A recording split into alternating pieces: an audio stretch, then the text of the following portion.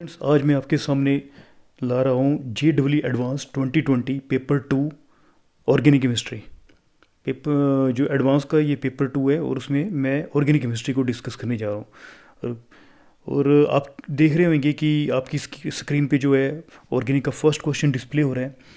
The structure of A peptide is given below. नीचे जो है वो पेप्टाइड का स्ट्रक्चर दिया गया है। पेप्टाइड का स्ट्रक्चर है ये, आप देख सकते हैं कि पेप्टाइड बॉन्ड है और ये जो अमीनो ग्रुप है और यहाँ पे कार्बोक्सिलिक ग्रुप है। तो आप बोल सकते हैं कि ये जो पेप्टाइड जो स्ट्रक्चर दिया हुआ है वो एक अमीनो एसिड है। आपको पता होना चाहिए कि 3 टाइप के अमीनो एसिड्स होते हैं। एक होते हैं neutral amino acids. Neutral amino acids वो होते हैं जिसमें equal number of amino and carboxyl group होते हैं, मतलब जितना अमीनो ग्रुप होगा उतना ही कार्बोक्सिल ग्रुप होगा। एसिडिक अमीनो एसिड्स वो होते हैं, दूसरा जो होता है वो एसिडिक अमीनो एसिड्स होते हैं। एसिडिक अमीनो एसिड्स वो होते हैं जिसमें जो कार्बोक्सिल ग्रुप जो होते हैं वो ज़्यादा होते हैं किससे, अमीनो ग्रुप से। और थर्ड वन के बारे में बात करूँ तो बेसिक अमीनो एसिड्स होते हैं जो कि जिसमें अमीनो ग्रुप जो होते हैं वो कार्बोक्सिल ग्रुप से ज़्यादा होते हैं। तो 3 टाइप के अमीनो एसिड्स बताए मैंने। एक न्यूट्रल अमीनो एसिड जिसमें अमीनो और कार्बोक्सिल ग्रुप जो है इक्वल होते हैं। एसिडिक अमीनो एसिड्स वो होते हैं जिसमें एसिडिक अमीनो एसिड्स वो होते हैं जिसमें जो है आपके कार्बोक्सिल ग्रुप जो है अमीनो एसिड से ज़्यादा होते हैं। और बेसिक अमीनो ग्रुप वो होते हैं जिसमें जो अमीनो ग्रुप जो है वो कार्बोक्सिल ग्रुप से ज़्यादा होते हैं। तो 3 टाइप के अमीनो एसिड्स होते हैं, बता दिया आपको। और जैसे कि यहाँ पे हम लोग केस देख रहे हैं कि इस टाइप का ये आपका एक स्ट्रक्चर दिया गया है पेप्टाइड का। तो क्वेश्चन को हम लोग ध्यान से पढ़ रहे हैं। If the absolute values of the net charge of the peptide at pH is equal to 2। हमें एब्सोल्यूट वैल्यू नेट चार्ज निकालना है। नेट का मतलब टोटल चार्ज निकालना है। pH 2, जब pH 2 होएगी तो इस मॉलिक्यूल पे ये जो आपका पेप्टाइड जो स्ट्रक्चर दिखाई दे रहा है इस पर कितना चार्ज आएगा। जब pH 6 होगी तो उस पर क्या चार्ज आएगा। और जब pH 11 होगी तो इस पर क्या चार्ज आएगा। तो pH जब 2 होगी तो जो भी ये चार्जेस आ रहे हैं उसका ये जो है हम लोग मोड का निशान लगाया हुआ है। मतलब मोड की वजह से ये जो चार्ज होगा वो हटा देंगे। जैसे +1 है तो 1 लिख देंगे, -1 है तो 1 लिख देंगे। तो ये जो चार्जेस हैं pH 2 की वजह से Z1 उसका मोड कर दिया, pH 6 की वजह से जो चार्ज आएगा और pH 11 की वजह से जो चार्ज आएगा उसको मोड कर देंगे। और उन सभी चार्जेस को हमें क्या करना है, सम करना है।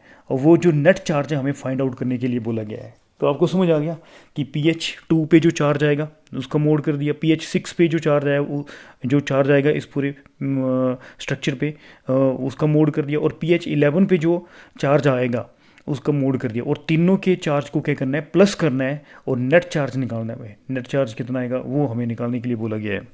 तो दैट इज़ आज काफ़ी अच्छा क्वेश्चन है। जैसे कि तो हम लोग देख रहे हैं, सबसे पहले हम लोग बात कर रहे हैं pH की। जब pH जो है 2 होगी, जब pH 2 होगी तो क्या होगा। तो वो जो तब जब pH 2 होगी तो जो है हाईली एसिडिक जो है सॉल्यूशन जो है हाईली एसिडिक होगा। हाईली एसिडिक होने की वजह से जो बेसिक जो पार्ट है वो प्रोटोनेटेड हो जाएगा। जैसे हम लोग देख रहे हैं यहाँ पे बेसिक पार्ट कहाँ पे है, NH2। आप देख सकते हो कि यहाँ पे ध्यान से देखने पे आप देख सकते हो कि यहाँ पे NH2 ग्रुप एक यहाँ पे है, एक NH2 ग्रुप यहाँ पे है। सिंपल सी आप देख सकते हो NH2 ग्रुप है यहाँ पे, एक यहाँ पे है और 2 COH ग्रुप यहाँ पे है। 2 COH ग्रुप यहाँ पे, एक COH ग्रुप यहाँ पे और दूसरा COH ग्रुप यहाँ पे है। आप सिंपली देख सकते हो कि NH2 ग्रुप यहाँ पे है, एक यहाँ पे, एक यहाँ पे, ठीक है। और COH ग्रुप यहाँ पे है और दूसरा यहाँ पे है COH ग्रुप। तो जब pH 2 होगी तो हाईली एसिडिक मीडियम होगा। तो उसमें जो है जो NH2 ग्रुप जो है जो बेसिक जो पार्ट है वो प्रोटोनेटेड हो जाता है। तो ये जो है क्योंकि मीडियम से क्या कौन से आयन आ रहे हैं, H+ आयन आ रहे हैं, H+ आयन आ रहे हैं, जिसकी वजह से ये NH2 किस में कन्वर्ट होगा, NH3+ में कन्वर्ट हो जाएगा। और ये जो NH2 है वो भी NH3+ में कन्वर्ट हो जाएगा। तो आप देख सकते हैं कि जब pH 2 होएगी, हाईली एसिडिक मीडियम होगा, तो जो बेसिक पार्ट है दैट गेट प्रोटोनेटेड। और देख सकते हैं कि NH2 किस में कन्वर्ट हो गया, NH3 में, NH3 प्लस में, और ये NH2 किस में कन्वर्ट हो गया, NH3 प्लस में। तो कितना चार्ज आ गया इस पर, टोटल जो चार्ज होगा वो कितना होगा स्ट्रक्चर पे जो चार्ज है, एक +1 इसका होगा और एक +1 इसका होगा, तो +2 हो गया, इसका मोड किया तो कितना आ गया 2 आ गया। तो जब pH 2 है तो उस जब हाईली एसिडिक मीडियम है तब ये जो पेप्टाइड जो स्ट्रक्चर है उस पर जो चार्ज आया +2 आया, और +2 का मोड करके कितना आया 2 आया। तो हम देख सकते हैं कि नेट चार्ज कैसे निकलेगा, मतलब Z1, यहाँ पे Z1 कितना है, Z1 pH जो है वो 2 है, तब उसके जो है उसको Z1 वो स्पेसिफाई किया गया। तो Z1 आप देख सकते हैं कि Z1 का जो मोड किया जाता है तो उसका जो चार्ज है वो कितना आया, वो 2 आया, आप देख सकते हो। अब हम लोग बात कर रहे हैं, आप देख सकते हैं कि ये जो अमीनो एसिड जो है वो जो है न्यूट्रल अमीनो एसिड्स का एग्जांपल लग रहा है, क्योंकि आप NH2 ग्रुप, यहाँ पे 2 NH2 ग्रुप हैं और 2 यहाँ पे COH ग्रुप हैं, आप देख सकते हैं। तो जब हम लोग इसको देखें तो जो न्यूट्रल जो अमीनो एसिड्स होते हैं उनका जो आइसोइलेक्ट्रिक पॉइंट होता है वो 5.5 टू 6.3 के pH में होता है। तो जैसे कि यहाँ पे बोला गया है कि pH इज इक्वल टू 6, तो pH इज इक्वल टू 6 में ये जो अमीनो एसिड जो है वो ज्यूट्राइन की तरह बिहेव करता है, ज्यूट्राइन की तरह। तो ज्यूट्राइन की तरह बिहेव करेगा तो आप देख सकते हो कि ये NH2 जो है वो NH3 प्लस हो जाएगा, और यहाँ पे जो NH2 है वो भी NH3 प्लस हो जाएगा, और ये H प्लस साइन लॉस करके यहाँ पे CO माइनस आ जाएगा, और COH जो है H प्लस साइन लॉस करके CO माइनस आ जाएगा। तो आप देख सकते हैं कि यहाँ पे +2 जो है चार्ज आ रहा है, NH3 +1, यहाँ पे +1 आ रहा है, यहाँ पे +1 आ रहा है, +1 और यहाँ पे आ रहा है -1 और यहाँ पे -1। तो टोटल चार्ज जो है दैट विल बिकम क्या आएगा 0 इसमें। इस जब pH जो 6 होगी तो यहाँ पे जो न्यूट्रल अमीनो एसिड होगा उस पर जो चार्ज जो है ये ज्यूट्राइन की फॉर्म में होगा, और उस पर जो चार्ज है वो 0 होगा। और यदि हम लोग इलेक्ट्रिक फील्ड लगाएं ज्यूट्राइन में उस टाइम, तो ये जो है डाइपोलर आयन की फॉर्म में एग्जिस्ट करता है, और ये जो इलेक्ट्रिक फील्ड के इन्फ्लुएंस में कहीं भी ये जो है माइग्रेट नहीं करता, कहीं भी माइग्रेट नहीं करेगा। और एक्चुअली में जनरली होता क्या है कि जो अमीनो एसिड्स होते हैं बेसिक मीडियम में ये जो है नेगेटिव आयंस की फॉर्म में होती हैं, और इलेक्ट्रिक फील्ड की प्रेजेंस में माइग्रेट हो जाते हैं, और एसिडिक सॉल्यूशन में ये जो है पॉजिटिव आयन होते हैं और माइग्रेट हो जाते हैं under the influence of electric field. पर एक सर्टेन pH होती है, जैसे कि यहाँ पे pH जो है 6 है, न इस पर चार्ज पॉजिटिव होगा न नेगेटिव होगा, मतलब कोई भी नहीं होगा, कोई भी चार्ज नहीं होगा। तो ये जो है माइग्रेट नहीं होंगे under the influence of electric field, and that point is known as isoelectric point, जो कि यहाँ पे pH इज इक्वल टू 6 पे शो हो रहा है। तो आप देख सकते हैं कि pH जब 6 होगी तो इस पर जो चार्ज होगा वो क्या होगा 0 होगा। तो मैंने यहाँ पे तो Z2 स्पेसिफाई कर रहा है, pH 6 को Z2 का मोड लिया, तो इस पर जो चार्ज होगा वो pH जब 6 होगी तो उस पर चार्ज क्या होगा 0 होगा। ये Z1 आ गया, ये Z1 के लिए आ गया, और ये आ गया Z2 के लिए। अब हम लोग बात कर रहे हैं highly pH is equal to 11, जैसे कि थर्ड के लिए बोला गया है। pH इज इक्वल टू जब 11 हो गई तो जो मीडियम होगा वो स्ट्रॉन्गली बेसिक होगा। तो जब स्ट्रॉन्गली बेसिक मीडियम होता है तो एसिडिक हाइड्रोजन जो है वो रिमूव हो जाते हैं। एसिडिक हाइड्रोजन रिमूव हो जाएंगे तो वो एसिडिक हाइड्रोजन कहाँ से रिमूव होंगे, एक तो फिनोलिक हाइड्रोजन रिमूव होगा और दूसरा कार्बोक्सिलिक हाइड्रोजन जो है वो रिमूव होगा। तो आप देख सकते हैं कि यहाँ पे जो है OH ग्रुप जो है बेसिक मीडियम में ये H प्लस साइन लॉस कर देगा, यहाँ पे O माइनस आ जाएगा, ऑक्सीजन पे नेगेटिव चार्ज आ जाएगा, और यहाँ पे हम देख सकते हैं कि COOH ये कार्बोक्सिलिक एसिड जो है H प्लस साइन को लूज कर देगा और CO माइनस की फॉर्मेशन हो जाएगी बेसिक मीडियम में। और ये भी आप देख सकते हैं कि COOH है तो वो ये भी H प्लस साइन को लॉस कर देगा और CO माइनस आ जाएगा। तो आप देख सकते हो कि यहाँ पे कौन सा हाइड्रोजन रिप्लेस हो रहा है, एक फिनोलिक हाइड्रोजन रिप्लेस हो रहा है और दो जो है कार्बोक्सिलिक हाइड्रोजन जो है वो कार्बोक्सिल हाइड्रोजन जो है वो रिमूव हो रहे हैं। तो आप देख सकते हैं कि इसकी वजह से -1 एंड -1 तो जो है Z3 के लिए आएगा -3 का मोड आएगा and that will be equal to 3। तो आप देख सकते हैं कि सिंपल सी बात है कि जब pH इज इक्वल टू 2 होगी तो Z की वैल्यू कितनी आई 2, और जब pH इज इक्वल टू 6 आया तो उसकी वैल्यू ज़ीरो ज्यूट्राइन आया था, न पॉजिटिव आया था न नेगेटिव आया था, नेगेटिव चार्ज आया था। और जब P H is equal to 3, P H is equal to 11 होगी, तो आप देख सकते हैं पी एच इजिकल टू 11 में क्या होएगा कि जो हाइड्रोजन जो है जो रिमूव हुए वो फिनोलिक हाइड्रोजन और 2 कार्बोक्सिल हाइड्रोजन रिमूव हुए। तो आप देख सकते हैं कि 3 हाइड्रोजन जो है यहाँ से रिमूव हो रहे हैं, तो 3 माइनस चार्ज आएगा और 3 माइनस का चार्ज क्या होएगा, 3 होगा। तो आप देख सकते हैं कि Z3 के लिए जो है वो 3 आएगा। तो आप टोटल चार्ज कैलकुलेट कर लो, 2 + 3 दैट विल बिकम क्या, 5। तो इसका मतलब क्या है कि टोटल जो नेट चार्ज पेप्टाइड पे आएगा वो कितना आएगा, नेट चार्ज जो है वो 5 होगा। पीएच 2 थी तब जो चार्ज आया वो मतलब चार्ज का मोड आया 2, 6 पे क्या आएगा 0, और पीएच जब 11 होगी तो वहाँ पे 3, तो नेट चार्ज जो दैट इज़ 5 आएगा। स्टूडेंट सेकंड क्वेश्चन डिस्कस करने जा रहे हैं।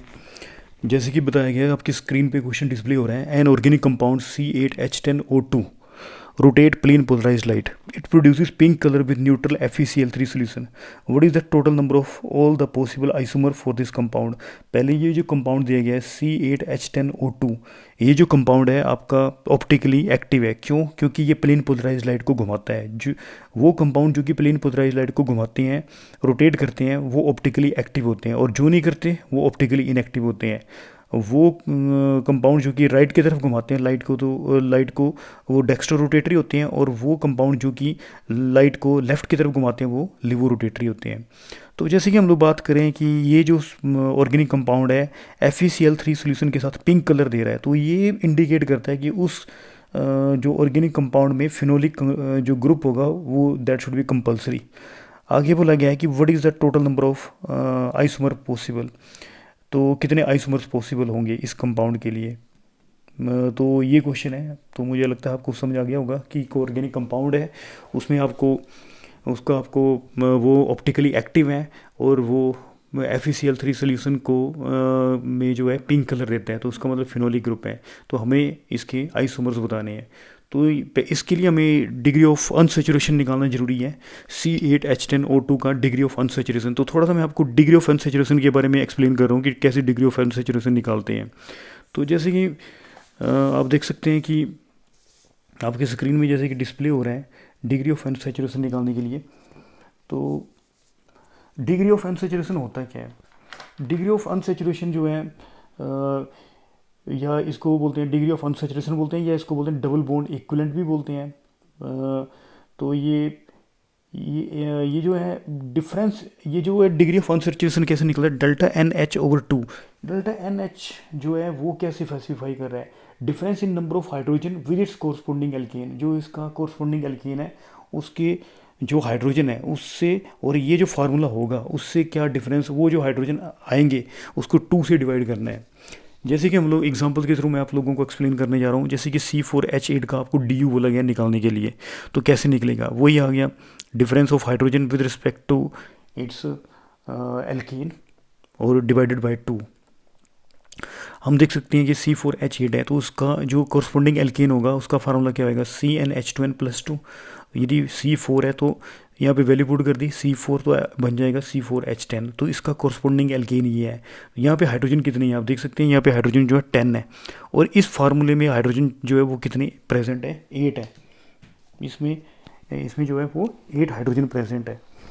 तो इसके हाइड्रोजन जो है 10 है, ये आगे इसके 10 और इसके आगे 8, तो इसके आगे 8, तो इसको हमने माइनस कर दिया 2, तो ये आ गया 2, जो डिफरेंस आ गया हाइड्रोजन का इसके विद रिस्पेक्ट टू एल्केन के साथ 2/2, तो ये आ गया 1। तो इसका मतलब क्या है कि इसका डिग्री ऑफ जो अनसेचुरेशन होगा वो कितना होएगा, DU की वैल्यू कितनी होगी, 1 होगी।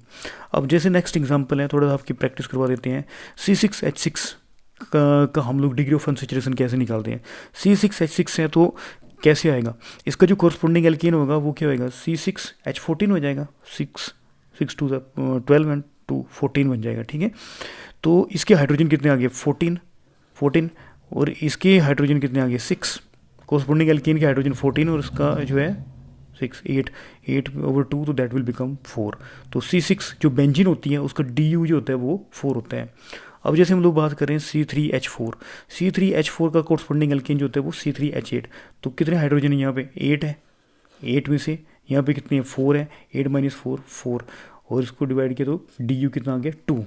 तो आप देख सकते हैं। और आपको मैं खास बात बता रहा हूँ कि फॉर रिंग, रिंग के लिए जो होती है डी यू की वैल्यू 1 होगी। कोई भी रिंग हो उसके लिए आपकी डी यू की वैल्यू क्या होगी, 1 होगी। डबल बॉन्ड के लिए डी यू की वैल्यू क्या होती है, 1 होती है। और जो ट्रिपल बॉन्ड होता है उसके लिए वैल्यू जो होती है वो 2 होती है। तो आपकी स्क्रीन पे जैसे कि एग्जांपल जो है डिस्प्ले हो रही हैं, जैसे आप देख सकते हो कि ये एक आपको स्ट्रक्चर दिया गया है। तो इसमें आपका डबल बॉन्ड 1 है, तो इसलिए डी यू की वैल्यू 1 होगी।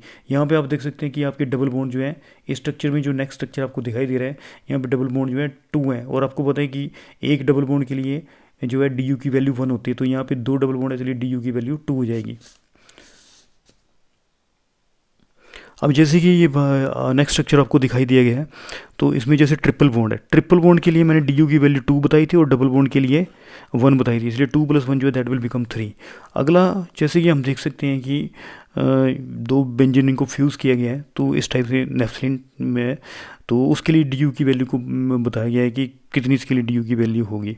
तो आप देख सकते हैं कि कितने डबल बॉन्ड आ रहे हैं, 1 2 3 4 5 5 आ रहे हैं। ठीक है, रिंग कितनी है, 2 है, इसलिए 5 + 2 जो दैट इज़ 7। तो ऐसे हम लोग डी यू की वैल्यू निकालते हैं। और ख़ासकर मैं वैसे डिटेल में इसके बारे में वीडियो बनाऊंगा कि कैसे डी यू निकालते हैं डिटेल में। अभी मैंने प्रीलिमिनरी आइडिया दे रहा हूँ। जैसे कि अगला केस है, in case of compound containing bivalent atom, यदि कोई बाइवेलेंट है जैसे ऑक्सीजन है, तो उसको इग्नोर किया जाएगा, उसका कोई कंट्रीब्यूट नहीं किया जाएगा उसको। तो जैसे कि आप देख सकते हैं कि जैसे कि इस केस में देखा गया है C3H6O, तो इट विल एक्ट एज, ये ऑक्सीजन का कोई रोल नहीं प्ले करेगा, तो C3H6 ही लिखेंगे इसको। तो इसका जो कॉरस्पॉन्डिंग एल्केन होगा वो C3H8 होगा। तो 8 - 6 जो है that will B 2 divide by 2। ठीक है, तो ये आप देख सकते हैं इसकी वैल्यू जो है 1 आएगी। तो आप देख सकते हैं नेक्स्ट जो है ये आ गया C3H4O2। तो आपको पता है कि ये भी सिंपली C3H4 की तरह एक्ट करेगा। तो जैसे कि हम लोग देख रहे हैं कि ये बन जाएगा C3, इसका जो ये बन गया C3H4 और उसका जो कॉरस्पॉन्डिंग जो एल्केन होगा वो C3H8 होगा, C3H8। तो इसके लिए डी यू की वैल्यू कितनी आएगी, इसके लिए आप देख सकते हैं कि डी यू की वैल्यू जो आएगी वो 8 - क्या आएगी 4 ओवर क्या आएगा 2, दैट इज़ 2।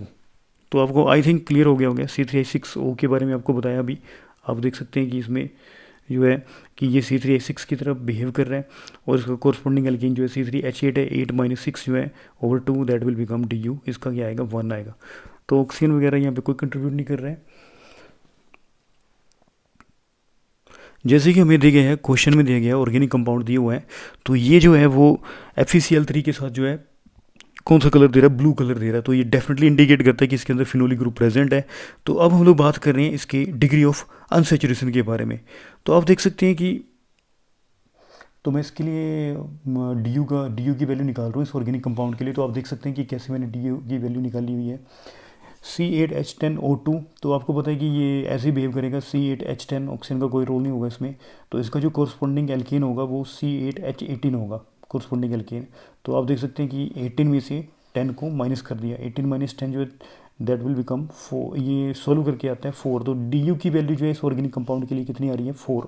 तो इसका मतलब क्या है, इसका मतलब ये है कि इसके अंदर एक रिंग होगी। ट्रिपल बॉन्ड तो लेके फ़ायदा नहीं है, 3 1 4 वैसे ट्रिपल बॉन्ड होता तो ट्रिपल बॉन्ड डबल बॉन्ड और रिंग लेके फ़ायदा नहीं है यहाँ पे। तो जनरली आप लोग को देख सकते हैं कि फिनोलिक भी बोला गया है क्वेश्चन में, जैसे कि बोला गया फिनोलिक कंपाउंड है, तो यहाँ पे डेफिनेटली बेंजीन रिंग आएगी। तो जैसे हम लोग देख सकते हैं कि डबल बॉन्ड के लिए 1 होती है डी यू की वैल्यू। तो 1 + 1 तो ये होगी 1 + 1 + 1, 3 बार होगी ना। 3 + 1 दैट विल बिकम क्या आएगा 4। तो ये बेंजीन इंडिकेट कर रहा है। और उसके ऊपर जो ग्रुप आ जाएगा दैट विल भी कौन सा आ जाएगा, OH ग्रुप आ जाएगा। तो ये आप देख सकते हैं कि जो है OH ग्रुप इसलिए आया कि फिनोलिक ग्रुप की FeCl3 के साथ जो ये जो है ब्लू कलर दे रहा है। तो इस टाइप का पॉसिबिलिटी हो सकती है, आप देख सकते हैं। तो जैसे हम लोग बात करें कि पर ये है कि ये कंपाउंड जो है कंपलसरी जो है वो ऑप्टिकली एक्टिव होना चाहिए। ऑप्टिकली एक्टिव होने के लिए क्या कंडीशन है, हमें पता है कि इसमें ऑप्टिकली एक्टिविटी की जो कंडीशन है, एक तो कायरलिटी होनी चाहिए, मॉलिक्यूल में डिसिमेट्री होनी चाहिए, और डिसमिट्री होनी चाहिए, मतलब कायरलिटी होनी चाहिए। कायरल कब होगा, अब जैसे हम लोग बात करें बेंजीन, तो बेंजीन जो है प्लेनर है, प्लेन ऑफ सिमेट्री होती है। तो ये बेंजीन जो ऑप्टिकली इनएक्टिव हो जाती है, तो OH ग्रुप लगेगा तब भी ऑप्टिकली क्या रहेगी, ये ऑप्टिकली इनएक्टिव ही रहेगी।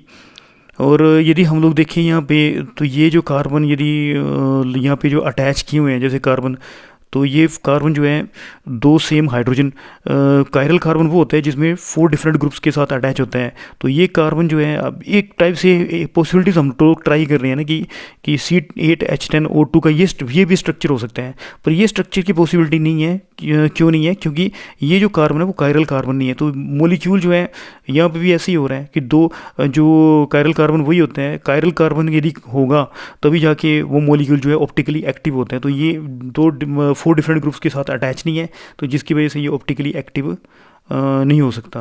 तो नेक्स्ट पॉसिबिलिटी भी हम लोग बात कर रहे हैं, तो जैसे कि ये स्ट्रक्चर जो है इसके बारे में हम लोग डिस्कस करें, तो ये स्ट्रक्चर, ये जो कार्बन होगा वो कायरल कार्बन है।